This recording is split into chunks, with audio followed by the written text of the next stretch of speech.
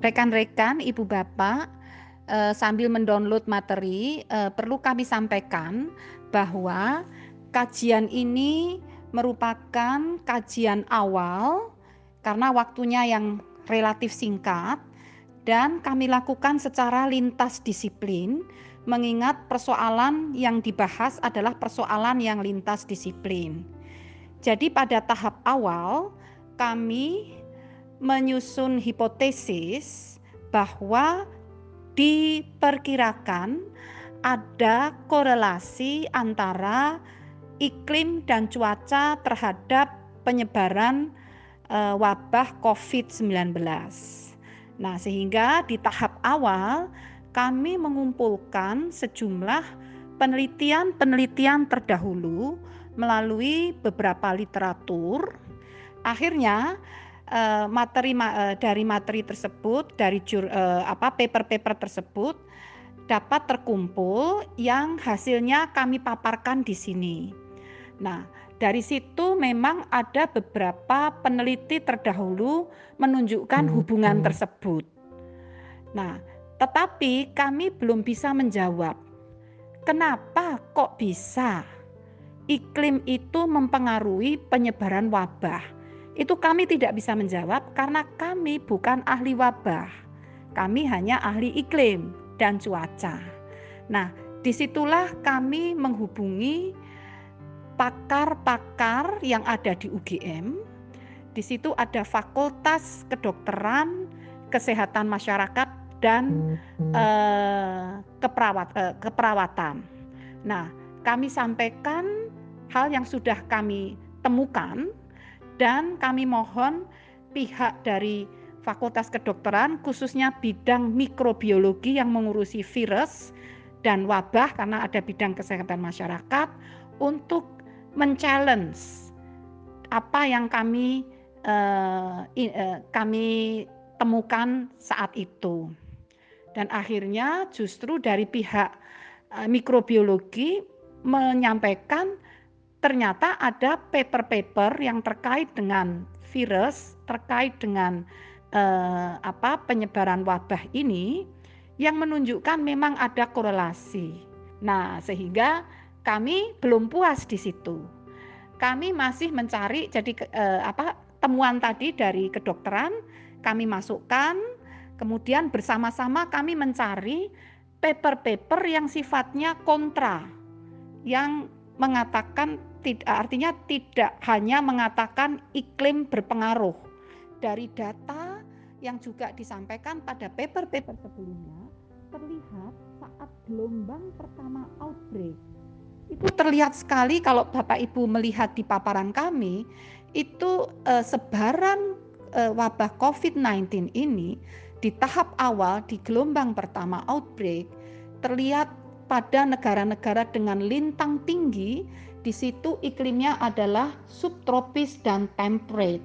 Suhu udara saat itu di bulan-bulan itu, paper itu mengatakan Januari sampai Maret itu adalah antara 1 sampai 9, ada yang mengatakan 8 sampai 10 dan kelembapannya rendah. Namun pada gelombang kedua itu di situ kami tunjukkan grafik juga korelasinya. Terlihat sekali Indonesia posisinya jauh dari garis korelasi tadi. Artinya kasus di Indonesia di gelombang kedua ini nampaknya kontrol iklim menjadi kurang berperan, kalah berperan dibandingkan kontrol yang lain. Intervensi kesehatan masyarakat benar-benar berjalan dengan tepat, maka peran suhu udara dan kelembapan dapat benar-benar berarti untuk kondisi tropis seperti di Indonesia. Baik, mohon saya lanjutkan. Di slide nomor 2, di situ terlihat pointers yang menunjukkan beberapa peneliti terdahulu, itu kami beri nomor 1, 2. Jadi nomor 1, 2 itu menunjukkan nomor paper yang kami sitir. Jadi paper itu menjelaskan bahwa selama siang hari karena suhu udara berkisar 30 derajat atau lebih, maka COVID di ruang terbuka. Jadi ini bukan virus yang ada di tubuh, karena saya membaca beberapa respons itu menginterpretasikan virus corona yang dibahas di sini adalah yang ada di dalam tubuh manusia. Bukan sama sekali, ini pembahasan khusus untuk di lingkungan yang terekspos oleh suhu udara terbuka dan kelembapan udara.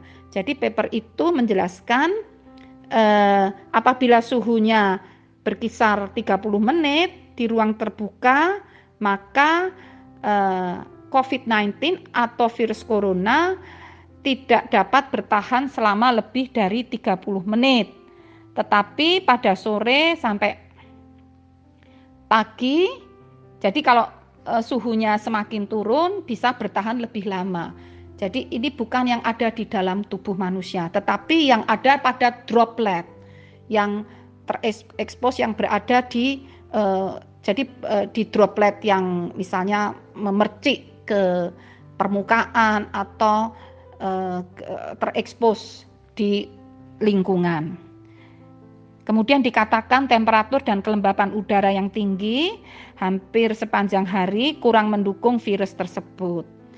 Nah, kemudian juga berdasarkan dataset lebih dari 400 kota di Cina, Italia, Jepang, dan beberapa negara lainnya antara Januari tanggal 20 hingga 11 Maret dengan menggunakan model statistik diperoleh bahwa kombinasi dari temperatur, kelembapan relatif, dan kecepatan angin berperan dalam penyebaran transmisi COVID-19, di mana ditemukan temperatur ideal sekitar 8-10 derajat dan kelembapan 60-90%.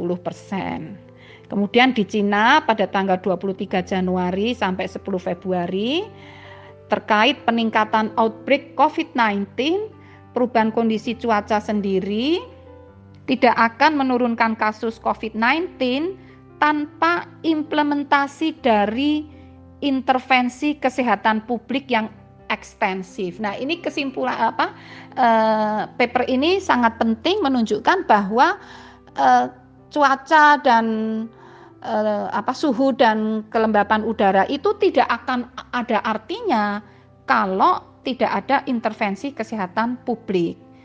Nah, slide berikutnya ini menunjukkan suhu di Jakarta yang garis merah. Jadi ini grafik yang sebelah kiri atas, suhu di Jakarta yang grafik merah, panas bila dibandingkan dengan kota terjangkit lainnya. Nah, jadi di Jakarta antara 26 dan 31. Jadi sehingga ini interpretasi kami saat itu outbreak yang pertama kan di bulan Desember Januari ya. Nah, di situ suhu di sana di Wuhan, di negara-negara lintang tinggi memang rendah. Dan di saat itu memang di outbreak yang pertama belum tersebar wabah itu di tropis. Jadi tropis itu baru masuk kan gelombang kedua. Jadi nampaknya di gelombang pertama kontrol suhu dan kelembapan ini masih berpengaruh penting itu. Namun nanti terlihat di outbreak kedua ini sudah kalah, sudah tidak berpengaruh. Nah, kemudian grafik yang sebelah kanan bawah menunjukkan Jakarta cenderung lebih lembab bila dibandingkan dengan kota terjangkit lainnya. Sehingga itulah kenapa saat Wuhan sudah banyak mengalami kasus, di Jakarta belum mengalami. Nah, karena memang saat itu belum terjadi mobilitas, saat awal outbreak itu belum ada pergerakan sosial, pergerakan manusia. Baru setelah ada pergerakan terjadilah gelombang kedua dan di situ pengaruh tropis itu kalah dengan pergerakan manusia.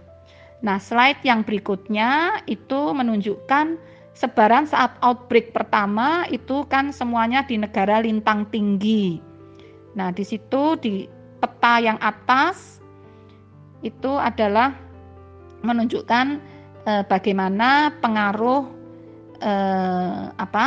lintang itu dalam sebaran wabah yang dikaitkan dengan merah itu R value-nya itu tinggi.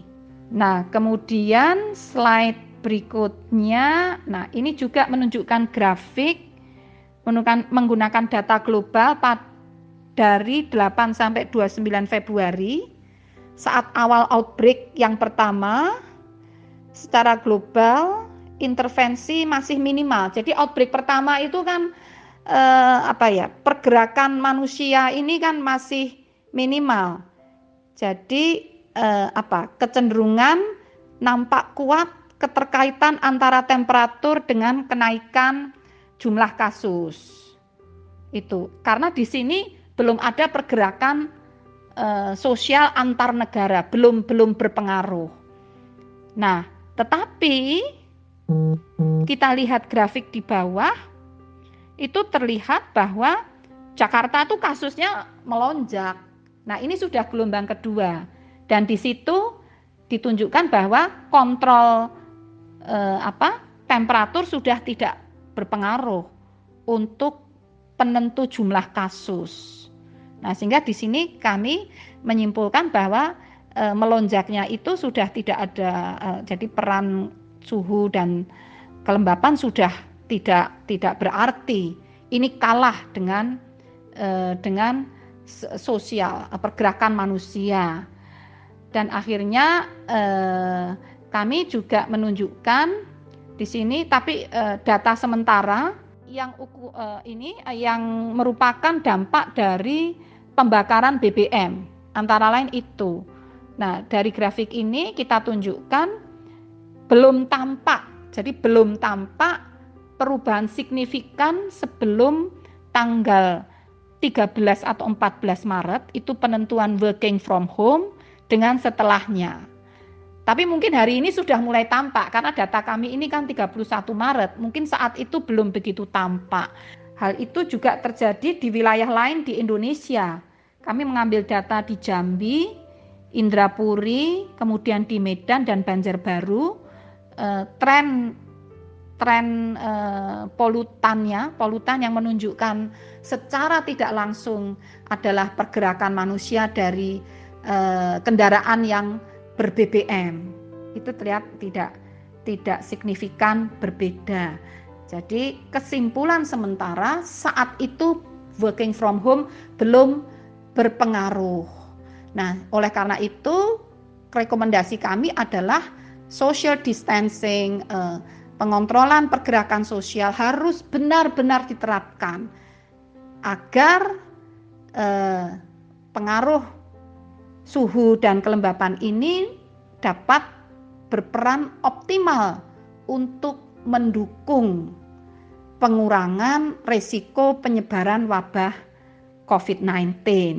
Dan di slide terakhir kesimpulan, sekali lagi kami sampaikan, iklim dan cuaca bukan satu-satunya faktor yang dapat mengontrol penyebaran epidemi COVID-19. Nah, beberapa penelitian menunjukkan penyebaran epidemi tersebut dikontrol oleh beberapa faktor, antara lain memang iklim dan cuaca, namun juga yang penting ini ada juga demografi manusia dan mobilitasnya ataupun interaksi sosial, serta upaya intervensi kesehatan masyarakat. Iklim ataupun cuaca dapat berpengaruh terhadap kestabilan virus corona yang cenderung stabil pada suhu rendah antara 1 sampai dengan 10 derajat Celcius dan kelembapan udara rendah antara 40 sampai 50%. Nah, selanjutnya kan Indonesia sebagai negara yang terletak di garis khatulistiwa, negara tropis dengan suhu rata-rata berkisar antara 27 sampai 30 derajat, kelembapan antara 70 sampai 95, merupakan lingkungan yang sebetulnya cenderung kurang ideal untuk outbreak. Namun, fakta menunjukkan bahwa kasus COVID telah menyebar di Indonesia di gelombang kedua. Hal ini menunjukkan faktor mobilitas orang lebih berpengaruh dalam penyebaran dan peningkatan COVID di Indonesia. Jadi dapat disimpulkan bahwa faktor suhu dan kelembapan udara dapat menjadi faktor pendukung dalam mengurangi risiko penyakit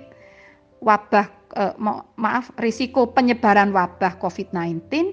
Syaratnya apabila upaya pembatasan mobilitas orang atau interaksi sosial serta upaya intervensi kesehatan masyarakat lebih intensif diterapkan dan ditegakkan. Hal lain yang perlu dicatat adalah polutan akibat mobilitas orang hingga akhir Maret masih terjadi intensitas polutan yang kurang lebih masih setara seperti sebelum working from home. Jadi nampaknya sampai 31 Maret diperkirakan belum efektif. Berdasarkan kesimpulan di atas, kajian ini merekomendasikan upaya pembatasan mobilitas orang dan interaksi sosial secara lebih optimal harus benar-benar dilakukan sehingga faktor cuaca dapat berpengaruh lebih maksimal untuk pengurangan risiko penyebaran wabah COVID-19 ini.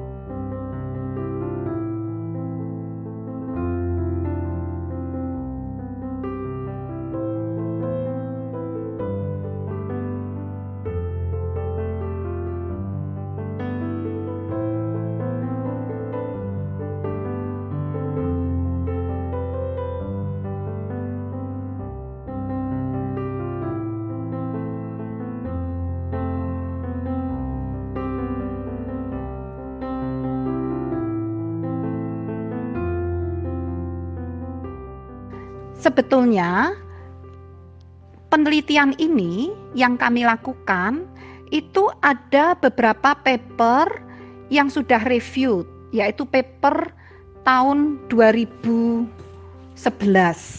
yang saat itu melakukan riset untuk terkait wabah SARS-CoV itu yang merupakan wabah sebelumnya, dan ternyata memang di situ dikatakan penyebarannya dikontrol oleh lintang tinggi atau suhu yang rendah dan kelembapan yang rendah. Nah, di masa lalu itu memang benar sekali setiap paper yang di jurnal sampai sekarang pun tetap direview, ada peer review, dan proses review itu adalah beberapa bulan hingga bisa 1 tahun atau lebih. Jadi sangat tidak mungkin kalau dalam kondisi darurat, emergency, kita harus menunggu 3 bulan, 6 bulan lagi. Saat ini adalah kondisinya adalah darurat, sehingga kita harus melakukan terobosan.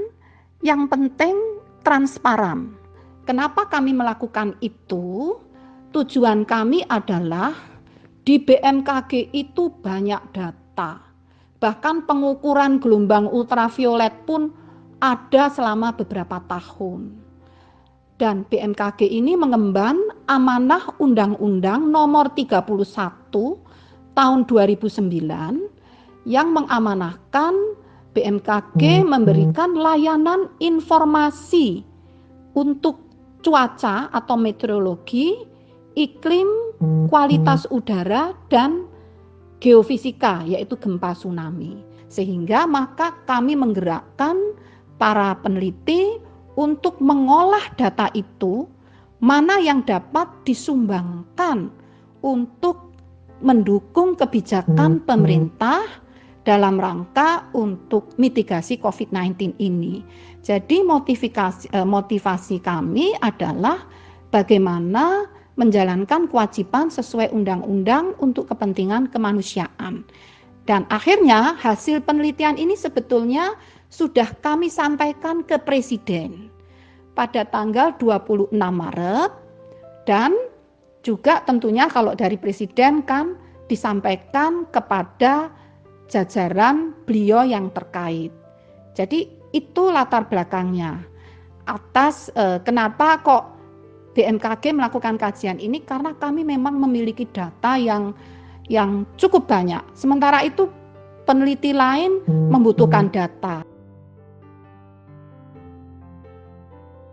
Itu tadi jawaban pertanyaan pertama nomor 2 ya. Coba saya akan melihat terima kasih. Ini dari penanya pertama, ada pertanyaan ketiga. Apa benar sampai pemodelan? Kalau ada pemodelan, apa yang dipakai atau hanya kajian literatur? Jadi di dalam tulisan kami sudah kami sampaikan bahwa ada pemodelan statistik dan juga pemodelan matematis. Di situ kami menggunakan rumus yang diambil dari peneliti terdahulu, tetapi dengan memasukkan data dari Indonesia, dan juga kami bandingkan antara Indonesia dan Cina. Jadi ada matematis dan statistik, tapi tentunya setiap penelitian melakukan kajian literatur. Jadi demikian jawaban kami. Kemudian penanya kedua, ini menanyakan seyakin apa BMKG dengan hasil risetnya bahwa ketika musim kemarau maka virus akan kalah. Nah, ini saya khawatir mungkin memahami kesimpulan kami kurang tepat. Jadi kami tidak mengatakan di musim kemarau, kesimpulannya adalah musim kemarau, penyakit itu akan kalah dengan iklim atau suhu dan temperatur dan kelembapan. Jadi bukan itu kesimpulannya. Jadi kesimpulan kami itu tidak menjamin akan berkurang, karena syarat adanya penerapan yang ketat, physical distancing atau social mobility dibatasi dengan ketat dan intervensi kesehatan masyarakat tidak dipenuhi. Jadi mohon dicermati lagi tulisan di dalam kesimpulan tadi. Baik, masih penanya kedua, ini pertanyaannya bagus juga ya. Bagaimana dengan virus yang ditularkan antar manusia melalui droplet dalam suasana berdesakan, misal di bus ber-AC dan kereta api ketika mudik, apakah akan melemah ketika Nah, ini juga mohon maaf, kesimpulan kami tidak mengatakan bahwa ketika musim kemarau lalu virus itu lemah. Jadi kalau meskipun musim kemarau, kita tuh nggak boleh tetap berdekatan. Kesimpulannya justru nomor 1 itu menekankan, dan surat kepada Presiden pun menekankan untuk tetap diteruskan. Karena cara itulah yang akan membuat pengurangan risiko wabah COVID-19 ini menjadi berhasil, karena juga cuaca akan menjadi berperan lebih efektif. Nah, ini masih pertanyaan tadi, apa beda musim kemarau dengan musim hujan? Apakah akan ada peningkatan suhu secara signifikan? Jadi, untuk Indonesia, perbedaan suhu antara kemarau dan hujan itu memang ada, tetapi gapnya kurang lebih tidak terlalu jauh. Nah, dan itulah juga bisa menjelaskan saat outbreak pertama itu kan sekitar Desember, Januari ya sampai Februari. Di Indonesia itu musim hujan. Suhunya tentunya tidak setinggi di musim kemarau, tetapi tidak secara rata-rata tidak lebih rendah dari 20 derajat Celcius. Sehingga memang di outbreak pertama itu tidak terjadi di Indonesia. Itu.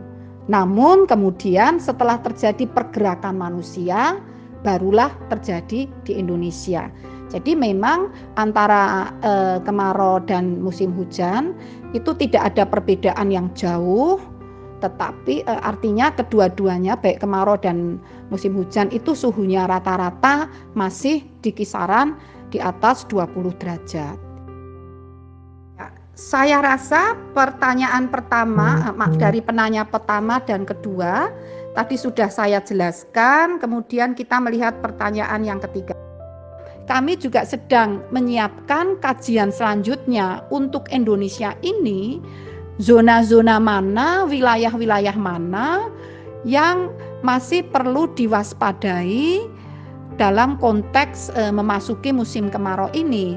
Karena barangkali di wilayah tersebut, karena posisi topografinya tinggi sehingga suhu udaranya di musim kemarau, kalau ibu bapak masih ingat tahun lalu, di musim kemarau pun itu di Dieng atau di beberapa wilayah sampai terjadi es.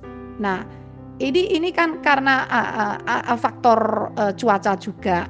Nah, sehingga tapi kami belum melanjutkan kajiannya. Kami baru akan menyiapkan kajian berikutnya, wilayah-wilayah mana di Indonesia meskipun musim kemarau nanti masih perlu diwaspadai bahwa wilayah tersebut masih suhunya malah justru semakin rendah gitu loh untuk malam hari sampai menjelang pagi hari. Jadi suhu itu sangat fluktuatif di musim kemarau, siang sangat panas, kemudian malam sampai menjelang esok harinya suhunya turun untuk wilayah-wilayah tertentu dengan elevasi tertentu.